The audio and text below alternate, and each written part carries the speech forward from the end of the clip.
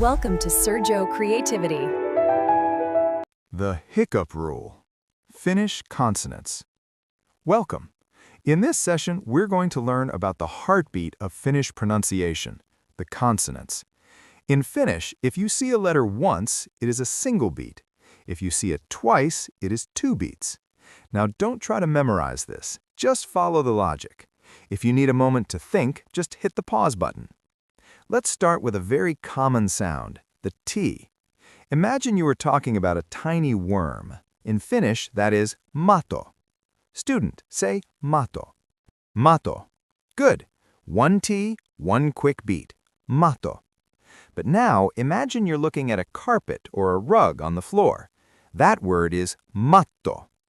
To say the double T, you have to hold your breath for a split second on the T, like a tiny hiccup or a stop. Matto. Student, try to say matto. Matto. Excellent. Can you hear the difference? Matto, worm, is a smooth slide. Matto, carpet, has a distinct stop. Student, tell me worm. Matto. And carpet? Matto. Perfect logic. Now let's try the letter L. If you want to say fire or he came, the word is tuli. Student, say tuli. Tuli. Now imagine you are at the airport and you have to go through customs. The word for customs is tulli. You have to stretch that L. Tulli. Student, try tulli. Tulli. Exactly. If you say tuli at the airport, they think you're shouting fire. If you say tulli, they know you are looking for the customs desk. Length changes the meaning completely. Let's try the letter S. A competition or a race is a kisa. Student, say kisa. Kisa. Good. Now, a very popular animal in Finland, the cat, that is kissa. Double that S. Kissa. Kissa. Great. Now, here's a little secret about Finnish logic. There are 4 weak consonants that never double up in standard Finnish words. They are D, H, J, and V. You'll never see a DD or a VV in a native Finnish word.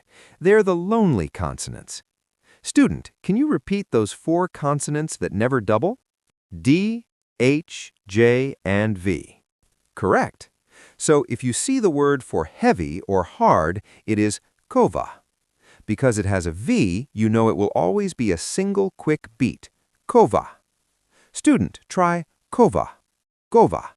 Now, let's do a quick fire round to see if you can hear the beats. I will give you a scenario. You tell me the word.